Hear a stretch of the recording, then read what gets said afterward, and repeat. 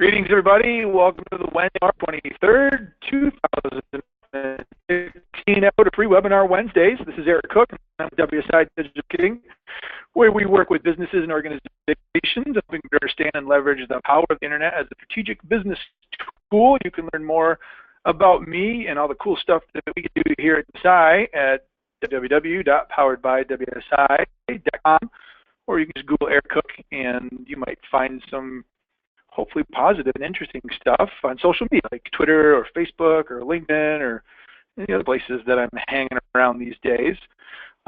With me this week, and I'm very excited that we're back in the saddle. We've had a couple weeks off due to travel and conferences and all sorts of other fun stuff that's taken us away from the computer. But I'm excited that my good friend and Free Webinar Wednesday partner, Mr. Jeff Simpkins, is back with me. Jeff, in Free Webinar Wednesday world. Greetings, everybody. This is Jeff Simpkins, and I'm with Community Bank Consulting. More about me and my company online at www.communitybankconsulting.com. Gotcha. Hey, just as an FYI, you're having some intermittent audio issues, and we caught about half of that. So I don't know if you've got some voice over IP issues, the lovely internet gremlins are causing problems, or if I'm having audio myself and maybe it's GoToMeeting. But maybe we could just do a quick check for everybody. Same with me as well, huh? Okay. Could be either of us because I'm getting the same thing on your end. Lovely. So this is going to be one of those interesting shows where hopefully I don't have a slip of the tongue, but we're having some issues with audio. Let me, let me see. Yep. When we were talking pre-show, I was not having any issues with your audio. Yeah, and I've got Mark here in my office saying that as soon as we punched live, there's no issues. So it's cleared up now. Yeah, we'll maybe blame it on, I guess, keep us, yeah, both are good now. So thank you, Daniel, for letting us know. Keep an eye on audio. Feel free to use the chat and let us know if we're getting a little sketchy. Because, of course, you know, Jeff and I just think what we're talking about is so important. You all just have to hear every single word of it. No, in all honesty, you guys didn't come on a webinar to listen to us, you know, talk like half the time and scratch it. So keep us posted. If we're getting audio issues, we may need to try different, but appreciate the feedback on that. For those of you that might be first-time joiners to the webinar, just want to let everybody know that today's session and all sessions are being recorded. Will be made available at freewebinarwednesdays.com as a replay, so you can check us out there if you would like. And then we do hope and actually encourage that we've got some interactivity, and I can see there's a couple of you that have figured out the chat function to let us know audio issues or if things have been good. You can go ahead and use the chat function, and today's just kind of a catch-up day for Jeff and myself. There's a few things that we wanted to chat about that we've kind of put in the show rundown with regards to what's been on our mind lately. We've been traveling at conferences, so figured it'd be a good idea to kind of give a little bit overview of the stuff that we're talking about these days that might be interesting and or relevant to your business. And if there's thoughts or observations that you guys have, feel free to go ahead and type it up. We'd love to hear from you. So, so with that bit of perfunctory housekeeping out of the way, Mr. Simpkins, you probably, I'd say most recently, have returned from a conference. You were in Virginia recently, chatting with some fine bankers. Yeah. What was your topic, and what are some of the, I guess, takeaways that might be applicable not just to banking folks, but maybe businesses in general? Virginia Bankers Association Retail and Marketing Conference week before last, and I did an additional version of the presentation last week in the Chicagoland area for a group of bankers on one of the core service providers. The presentations that I've done recently have been on a position that many banks and credit unions refer to as universal bankers. And a universal banker is an employee that essentially functions in multiple job responsibilities.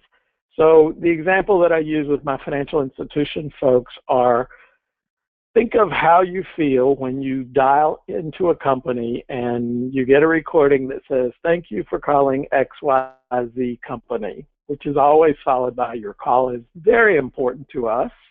And with many companies, without fail, the next sentence is, "We are experiencing higher than normal call volumes."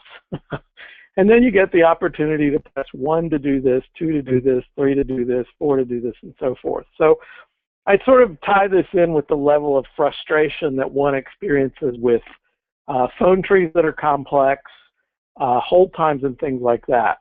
So universal banker or universal employee essentially is someone that when you go into a financial institution can, oh yeah, Daniel said, "Don't forget our options have changed." Universal banker is essentially... Calls may be recorded for quality assurance purposes. Universal banker is essentially an employee that is knowledgeable and empowered to work in many, many different areas of financial services.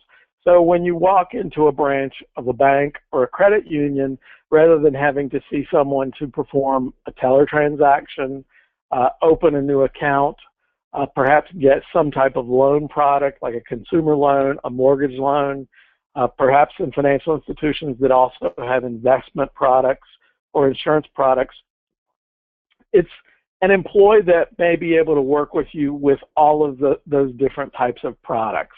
So it's a much more seamless experience, much less need to hand you off from person to person to person and have you tell your story and information over and over. I'll pause for a minute and let you comment or ask questions on that, Eric, and then I want to comment on something else that I think the group may find interesting from the presentation. Well, I like the trend of the universal banker for a number of reasons, because I've been on the other side. I mean, I've been in the banking space myself, and it was always a frustration when an employee, I would hear them say, "Well, that's not my job. Well, I need you to balance my checkbook. I need to open an account. Oh, sorry, I can't do that. You need to go over here. You need to go over there." And it always kind of irked me, and it was before the concept of universal banker was really thought of. And I don't know, there was always the discussion, well, can't we just train our tellers to be able to do that? And unfortunately, the technology that we used back then was a little bit cumbersome. We kind of made the decision, I think this is where technology is now the great facilitator. We made the decision in the bank that we didn't want tellers opening a new account because it took too long. We wanted the person to go over and sit down at the new accounts desk because it was going to be a 10 or 15-minute process. It wasn't something that could be done quick. Things that take time, but technology has sped things up, and it's not just in the banking industry, but it's in all industries. Think about when you've been to, a hardware store. Oh, sorry, well, that's in the plumbing department. I don't do that. And then they send you on a wild goose chase to aisle 12, when in reality, I've been in other situations where maybe it's a hometown hardware store where the owner just knows everything. And you might be in the electrical area and you ask him a question. Oh, yeah, well, that's over in plumbing. Here, come on over here. This is what you need. This is the blah, blah, blah. And in that instance, you've got the universal hardware store employee as opposed to the universal banker. And I think we'd all agree that that type of experience with any type of business is a much more enjoyable, much less stressful, because, I don't know about you, but I hate when I get transferred. I got to recount the reason why I'm calling. Well, why did you calling today? Well, I just gave the person on the line before my 5-minute spiel about something wasn't right, and now I got to give it again. And so, just causing any business to really think about the transaction and the customer experience from the customer's perspective, not what makes it easier for the business, but looking at it and saying, can we leverage technology to streamline the process, to make our employees smarter, to empower them to be able to do more than just one particular or two particular actions or tasks, and really focus on, a pleasant experience for the consumer. I think the banking industry is starting to wake up but there are certainly other industries that could take a lesson. Agree. Somebody did just say still having audio trouble. Honestly, I think the problem must be with GoToMeeting because both of us are having audio issues and it comes and goes. So Eric, you sound good now, but I think our challenge is GoToMeeting's audio service. Darn little GoToMeeting gremlins. Hey, at least we got logged in with no issues today. This is true. It's true. So you had a couple of things that you wanted to chat about. Yeah. Yeah, one of the things that ties in with what you just said is the difference, and this doesn't matter if you're in the United States or in Canada or in some other country, but most of our participants on this webinar are in North America. The way we conduct our business transactions today is different than it was 5 years ago, especially different than it was 10 years ago. In many cases, it's different than it may have been 2 years ago. This is true to retail environments, online environments, and so forth. One of the things that is an interesting fact that I've discovered in my research for not only this universal banker concept, but also some others that I've worked with, is for banks, financial institutions, banks and credit unions, 65% of their customers use what the industry refer to as omni-channel. I prefer to use the term multiple channels, multiple ways of interacting with their financial institution, with their bank or credit union. So some examples of how that might take place, and we can tie this in very much with social media and many things that you see in advertising, is if you go to get a mortgage loan, go to borrow money for a home loan. Many of those processes, 5 years ago, almost without fail, you would sit in front of a mortgage officer and he or she would have a piece of paper in front of them and they would fill out this piece of paper, which would take hours, as they ask you questions and got information from you, and you'd leave with essentially a group with assignments of things that you had to get back with them and provide documentation on. Almost all financial institutions and many other companies, for example, Quicken Loans or Rocket Mortgage or companies that provide services online, pretty much can always start your mortgage application process online today. One of the things that a local financial institution can do that's different than some of the online providers is you can start the application process online, and then you could meet with someone in a physical branch and actually get questions answered, turn over loan documents and things like that. The other thing that technology has done for us on the financial institution side is there are many really, really good platforms that allow you to start a process like a mortgage loan online, get to a certain point, stop, save your information, go collect documents, come back an hour later, days later, weeks later, and upload additional documents. So those are just some examples of things that we're doing differently today. And think of the process of depositing checks. Many of you might use your smartphone now and take a picture of the front and back of your checks to make deposits in your bank or credit union. Another channel that's used for interacting with your financial institution. But you take a turn and comment. Yeah, so I'm kind of struggling with the audio issues myself here, and fortunately about half of that came through, but I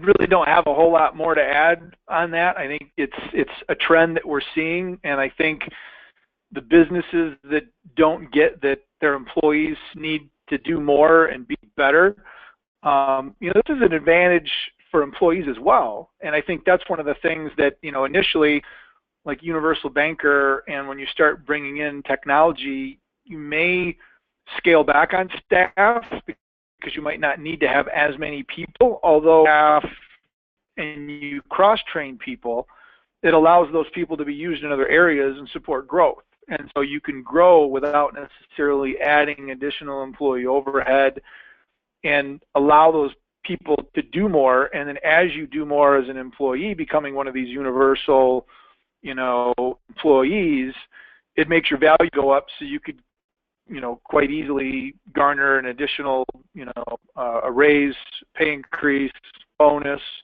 because you're more valuable to the company now. And so I think one of the things that a lot of employees hear when they talk about universal whatever and making people cross-train is there's the immediate fear of, I'm being outsourced, or, I'm the new accounts person. Now they're not going to need me anymore.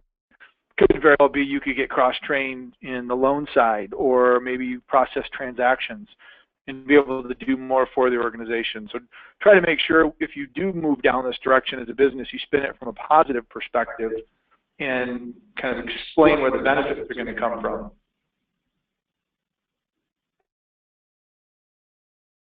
Your last statement, we had gone from wobbly audio to echo chamber. Yeah, echo chamber, exactly. So we're you're echo good chamber now. has been turned off.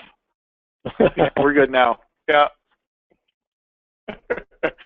I'm also multitasking, and I'm trying to go over to our friends over at Citrix and see whether there's a way that I can have somebody actually investigate this issue whilst we're talking. So so there's a little bit of multitasking going on my end as well. So, but yeah, so that's good stuff. And I've had the pleasure of introducing you to a number of my banking groups and having you do that presentation, and everybody has come away with lots of really cool ideas and some thoughts. So, but I think it's good that the message there is really one that not is only applicable to the banking world, but really any service-related business, in my opinion, could be moving towards the universal employee concept and kind of enriching the experience that their customers are having with their brand. Yeah, Apple has introduced us to many great things. One of the things that can be applied in so many industries that have a physical retail space is the concept of the Apple Store. And that's a great example of, a company that's not in banking, but has a universal employee concept. When you walk into the Apple Store, generally you're greeted by someone, and if they hand you off to someone else, it's very unusual for you to have to talk to more than one employee to talk about any product in the Apple Store. So it's a great concept. Yeah.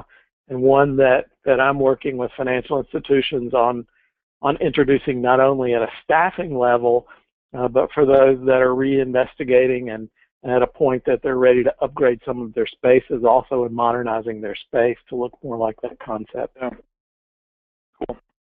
Hey, you just caused a squirrel to jump into my head. I'm going to chase real quick, but I know that in one of our recent shows, I talked about an awesome experience I had in the Apple Store and how they really went above and beyond and took care of me with a service issue that impacted my wife and ultimately got me a brand new laptop.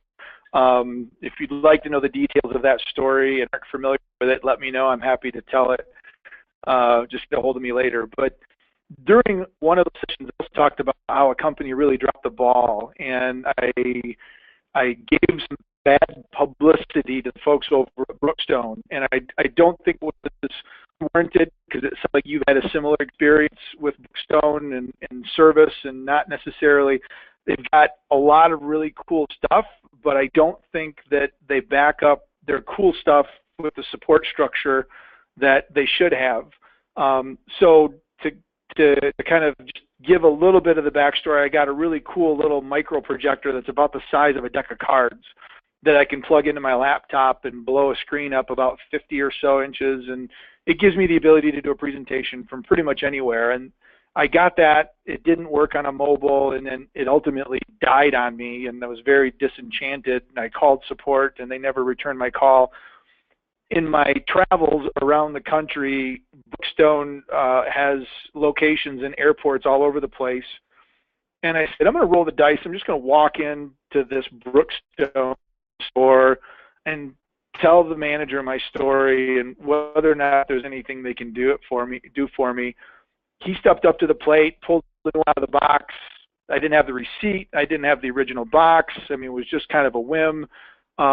They took care of it, no questions asked, gave me a gift receipt and said, if you have any other problems, stop into any other Brookstone and we'll take care of it. We're really sorry you had a problem.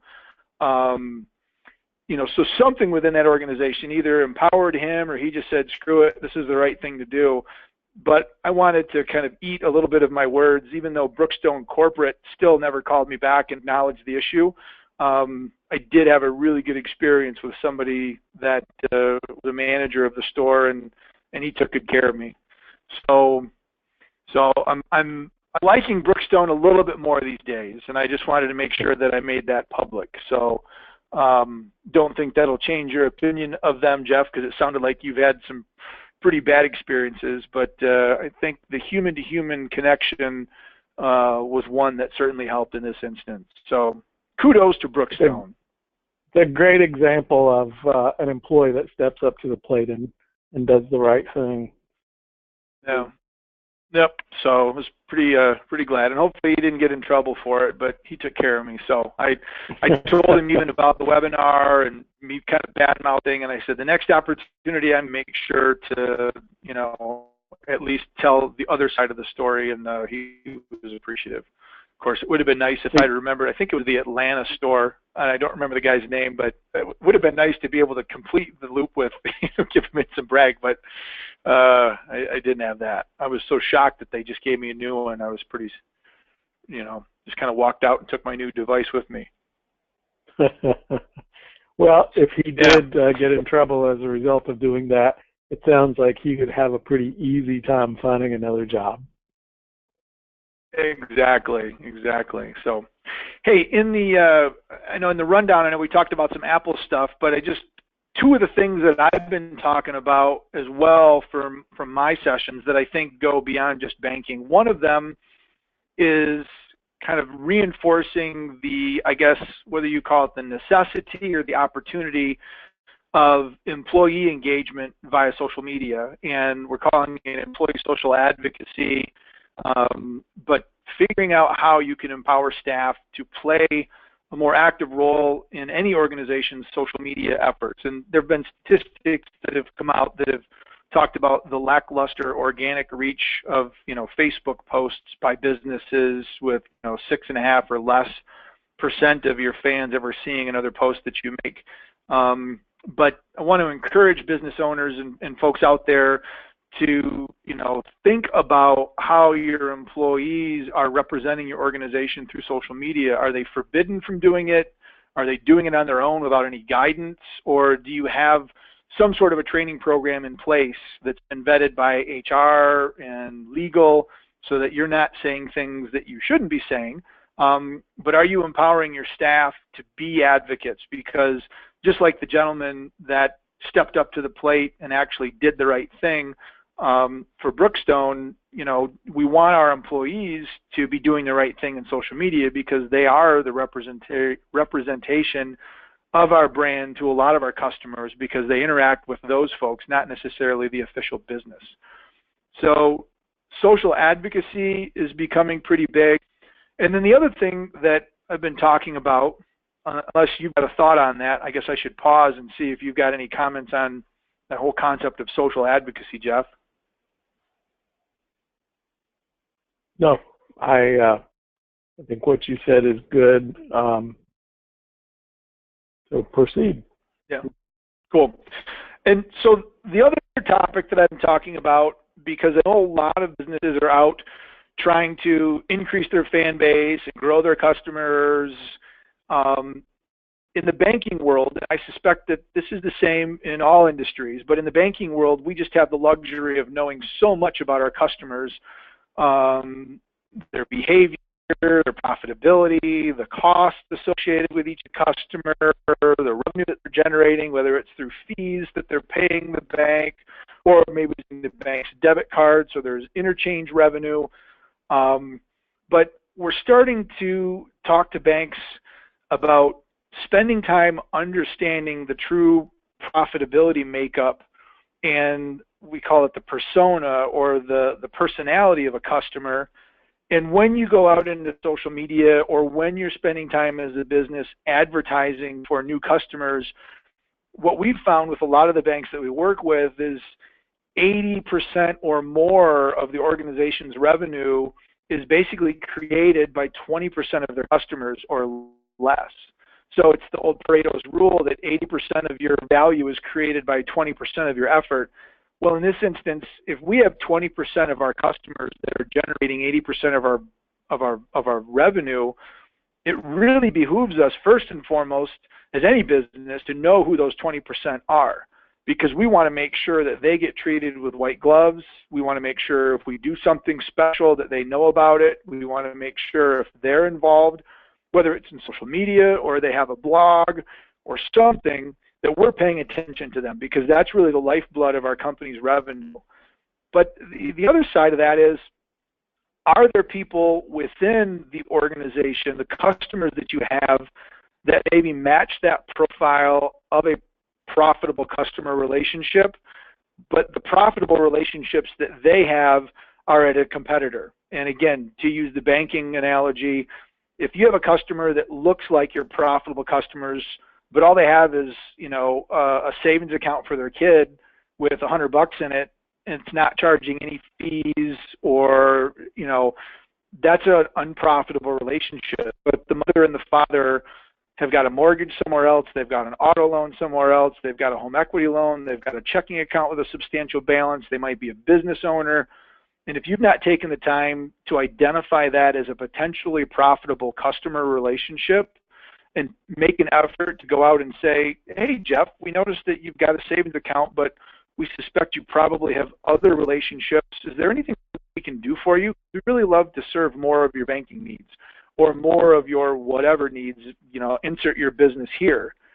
And then making sure that your digital strategy supports that. Because what I think is happening, and I don't have the evidence to back this up, but from just a logical perspective, if businesses aren't taking the time to understand what a profitable customer looks like, and they're just out in social media or marketing or digital advertising trying to just get customers, if 80% of those customers are unprofitable relationships, those are going to be the customers that you're going to also bring more in, and that's going to be really difficult to grow your revenue.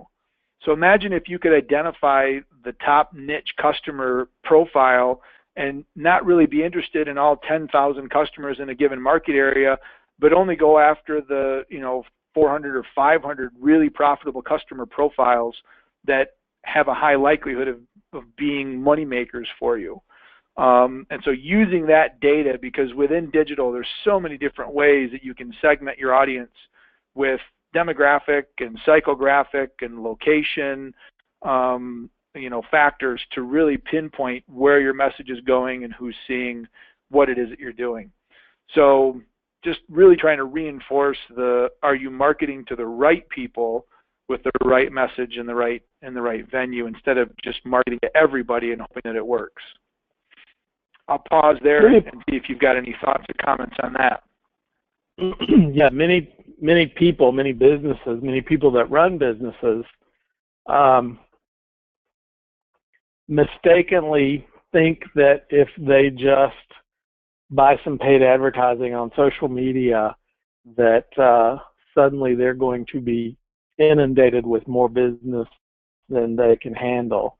And in reality, as this is your business, Eric, you can tell many stories of spending money on social media not done correctly can be the equivalent of flushing hard cash down the toilet.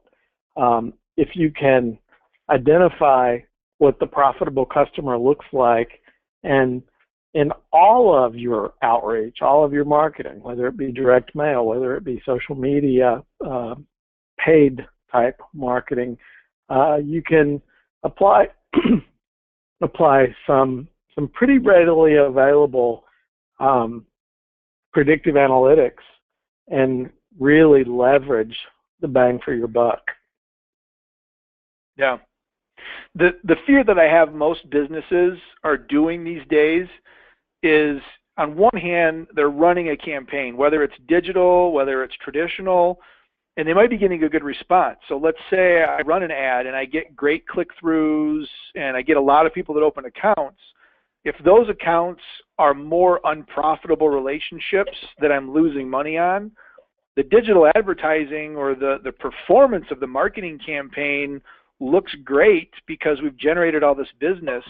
But if we don't understand that that business is actually an unprofitable relationship because we either haven't priced our products appropriately or, bundled things to make it a profitable relationship, you can take what may seem like a very successful advertising campaign and actually have it lose you money. So I just kind of wanted to make sure to mention that. And again, I've got a session that really kind of dives into that. I had a conversation for 90 minutes with a bank just before today's webinar, kind of going through that in great detail. And, I think their eyes kind of opened because the concept of a profitable customer, well, isn't every customer profitable? And the answer, unfortunately, is no. It's not, because, you have customers that likely are costing you money that you just don't know it until you do the analysis. So making sure to pay attention to that and, looking at both sides of the advertising equation, I think is becoming very, very important as business becomes even more and more competitive. So one of the issues that we deal with in working with financial institutions is many financial institutions really have a hard time, their average employee has a hard time really understanding what a profitable customer is. There's a perception among many staff that the number of times you see a customer indicates their level of profitability, when in fact, the customers that you see most often may be your least profitable. You hit on a really good point, no matter what industry you're in, and that is making sure that you've got a means for determining what business is profitable and can document that type of information. Of course, you and I have talked to a number of clients and prospects recently about the importance of that, and have some projects in the works helping fine-tune looking at profitability. And the exciting piece of that, and you've said this a time or two, but it's worth repeating, is once you know what that profitable customer looks like, then you can really fine-tune your outreach, your marketing efforts, and find more customers that look like that. So you're consistently bringing in profitable business as opposed to running up your number of customers and running up your costs, bringing in those that are less profitable or not profitable at all. Yeah. Good. Well, I think we beat that horse pretty good, but hopefully everybody kind of gets the idea. Profitable customer is not every customer. So I think find those profitable customers. Both pretty passionate about. Yeah, get more of those. Get more of those. So anyway, well, I've got teed up some of the other things that we kind of wanted to talk about. I know we all, we're big Apple fans, and of course I'm an Android guy as well, so I cross over. It's like I have banking, but then I also do digital. I do Apple, but I also do Android. So I like to keep my feet into different areas that sometimes seem at odds to one another.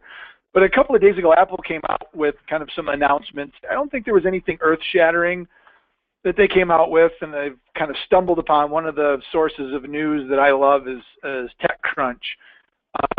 So this is one that I kind of pulled up. I don't know if there was anything that you particularly picked out of their announcements. I know the security issue is one that, with recent issues with the FBI and encryption, I think that's probably the biggest thing, and I talk a lot, and people talk to me a lot, just because I'm in the digital space and banking. Should Apple let people in? Should we, allow that phone? What do you think?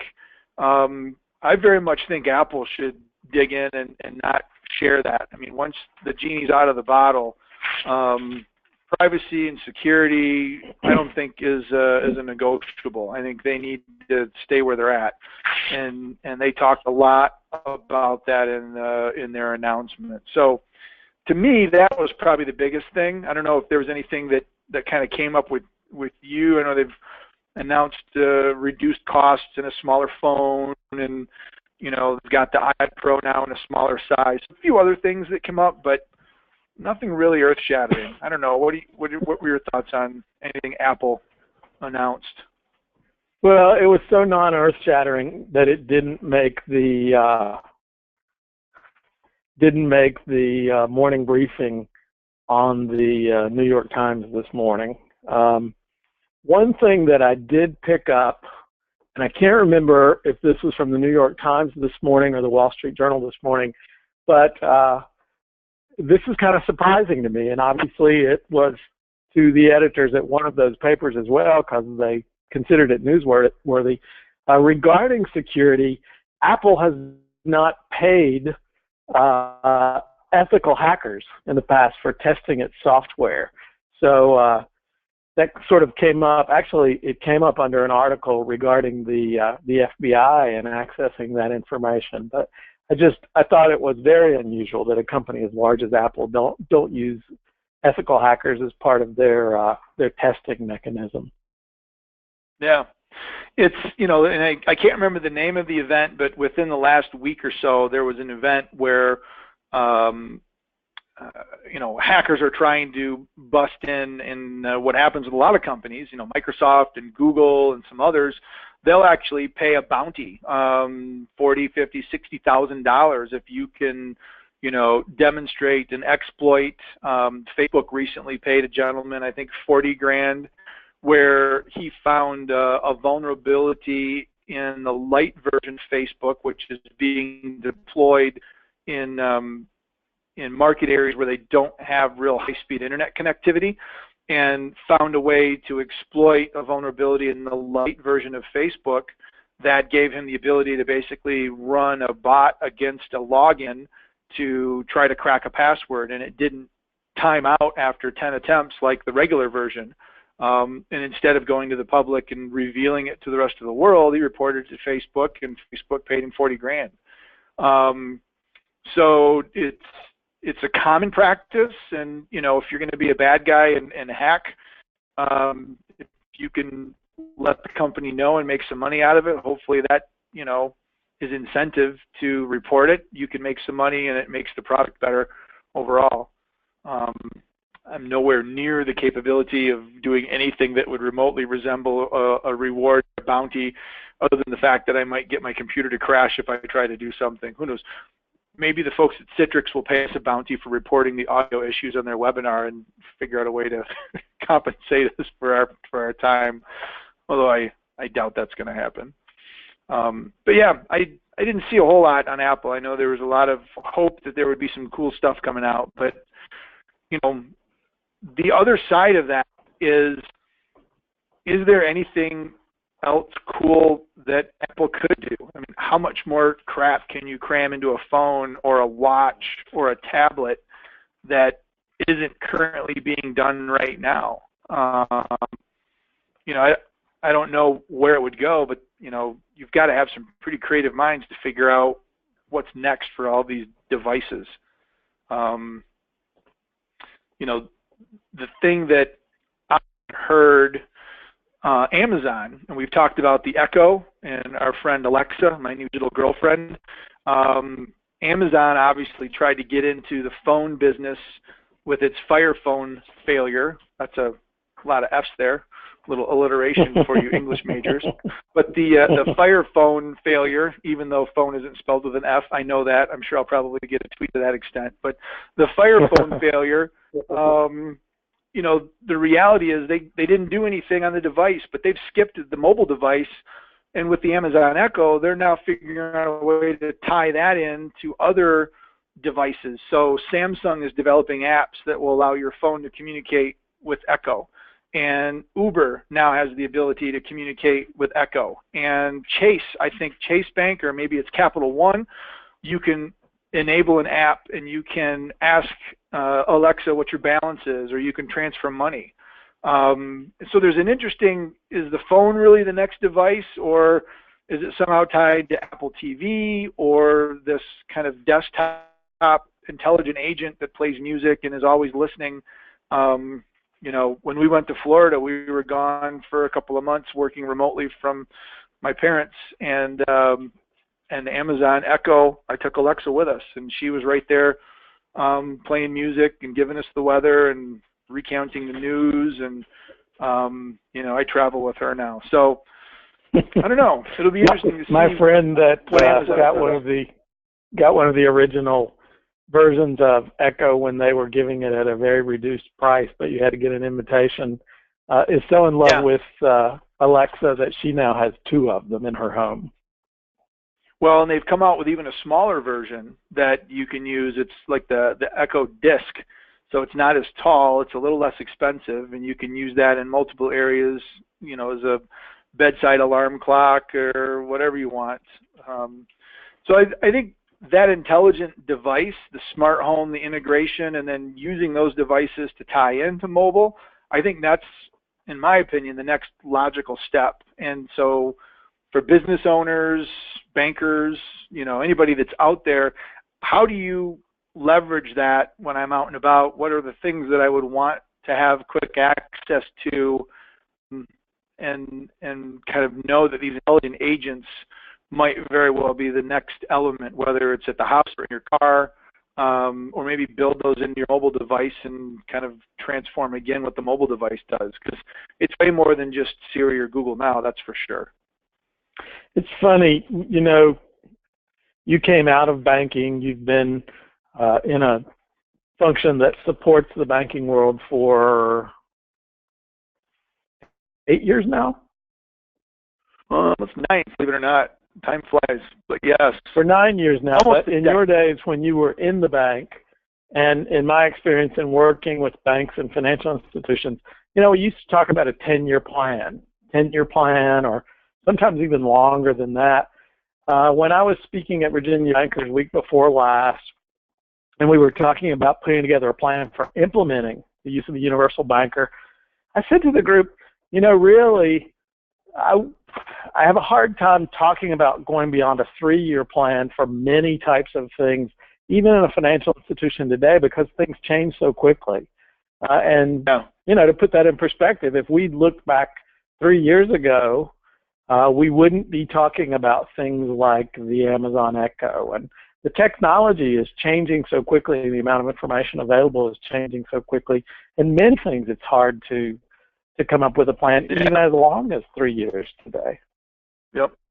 I think one of the most important components of any sort of a strategic plan is an acknowledgement of the speed at which change is taking place, and having that included in your plan to say, you know, we look at a 1, 3, 5-year horizon, but not being content with just going back and revisiting the plan every 12 months.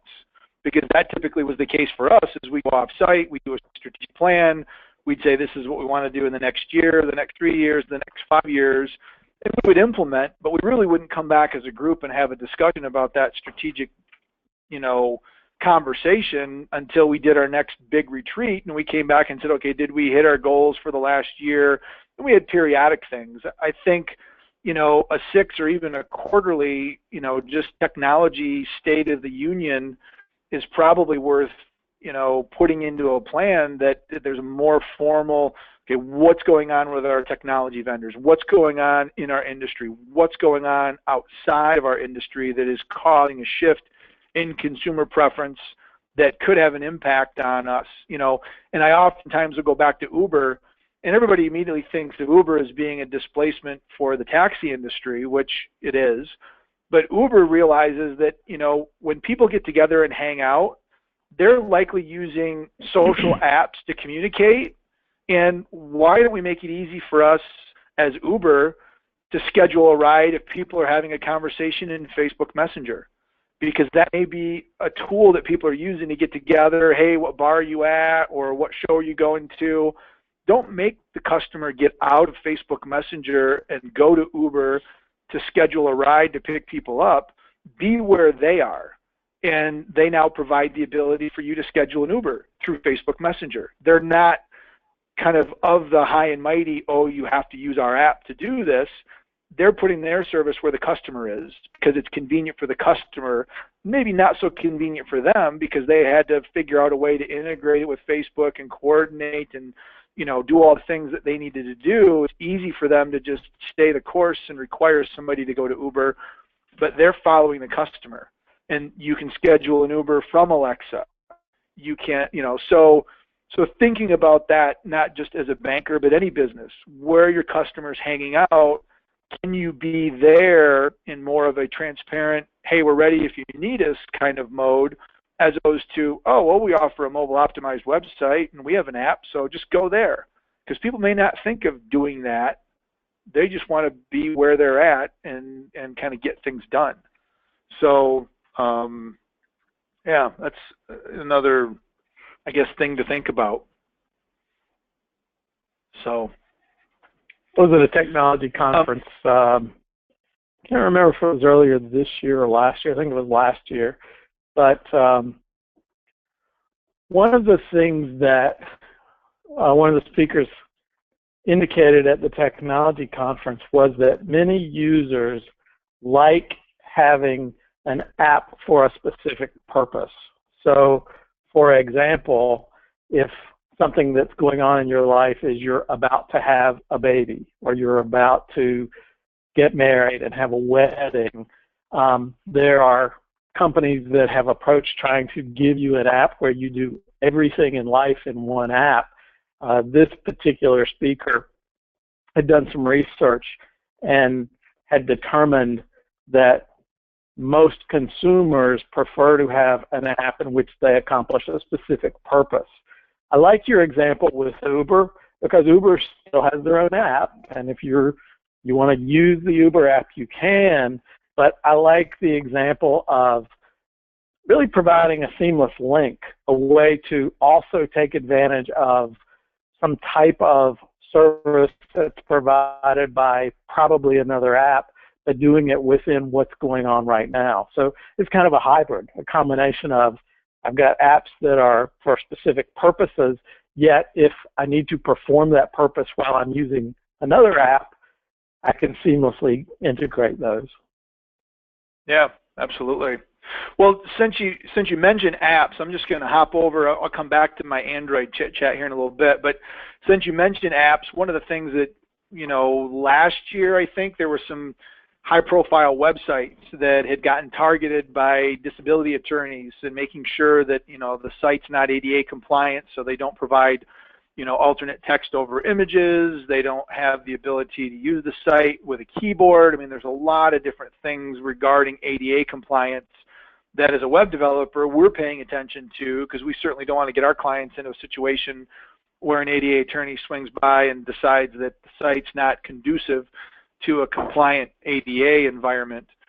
But this article, again, from TechCrunch, talks about, apps being the next target for a disability lawsuit. And, if you've got somebody that is blind or somebody that can't hear, or, do you have a way for that app? And, one of the things that first hit me with regards to disability and ADA compliance was when we had to put Braille keys on our drive-up ATM machine to support ADA compliance. And of course, the running joke is, for all the blind customers that are going to be driving up to your ATM, you need to make sure they know how to use the keypad. But of course, you could have somebody that's sight impaired in the back seat, or they could walk up to the ATM. So, discrimination and disability issues are ones with more and more communication and interactivity being done digitally are becoming kind of front and center. So if that taken some time to do a little research in this and have some conversation with your digital partners, you want to make sure that that there's certainly an understanding of what your responsibilities are and what sorts of retrofitting you may need to do in order to, avoid being an example for ADA, compliance lawsuit. So you see companies mentioned like Quicken Loans Arena, H&R Block, Peapod, Online Brochure. Several big companies have been hit with, accommodation-related issues. So I just wanted to draw attention to that. Not that I want to be a Debbie Downer by any means, but it's an important thing to consider. So, two things that I just wanted to also mention. Last year, Google came out with what was being referred to as Mobilegeddon, where it was making a shift to its search engine algorithm, which determines rankings, that said, hey, starting in, I think it was April we are now going to start paying more attention to a mobile site. And if we visit your site and it's not mobile friendly, you could very well start seeing some search implications on a mobile. And what they've continued to find is that over half of all search activity now takes place on a mobile, whether you're using voice search, hey Siri, where's the nearest ATM, or hey Siri, I need to order a pizza, or you're just manually typing that information in. But they have announced on their official webmasters blog that coming up in May, they're going to be making another significant shift in the mobile friendly test and further impacting your search scores.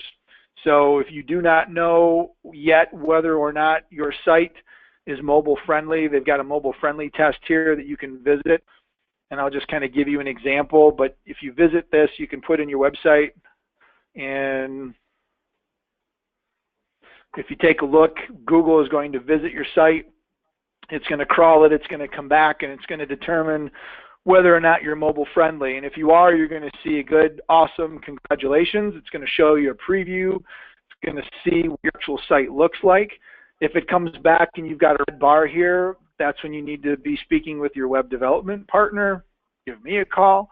But this is becoming a bigger and bigger issue, and you definitely want to make sure that you're paying attention. So mobile is becoming very, very important, and don't want to make sure anybody misses that. So the last 3-minute warning, Eric. 3-minute warning, okay. And then the last thing is, Apple, but Android is coming out. We're in Marshmallow now, which is M. There's really not a definitive what N is going to mean, although I think they've labeled it internally as New York cheesecake. But the Android operating system, if you own a Nexus device, the Android operating system, you can go ahead and do a preview. And they're implementing some pretty interesting things like split screens and proactive notifications and some other stuff. So if you are an Android geek and you do have a Nexus device, I've got a Nexus 7 tablet. I think I'm going to download and play with it just to kind of see what's going on. Wanted to make sure everybody knows that Google is not staying far behind and implementing continued updates to its operating system. So we'll keep an eye on that and see what's kind of going on there. So with that, those were the things that we wanted to chat about. We crammed it all into 60 minutes, so I think we're good. We wanted to kind of wrap it a little bit early. Both of us have got some commitments coming up at the top of the hour. So any closing thoughts on your part, Jeffrey? Well, I think our audio problems cleared up at the end of the hour. Right when I'm getting all fired up to send him a message and tell him how bad it was, but it started to work. But it was fun. I think I am going to take next week as a vacation, so I will see everybody back in a couple weeks. Sounds good. And we do have a guest scheduled for next week. Amber McHugh, who is an efficiency productivity expert, is going to be joining us. The announcement is going to be posted on Free Webinar Wednesdays here in about another half an hour. So she is going to talk to us about ways that you can get more done and the concept of cloning yourself. I think that would be a good thing for me, because then I could just get more done, although I don't think my wife would necessarily appreciate 2 Erics running around.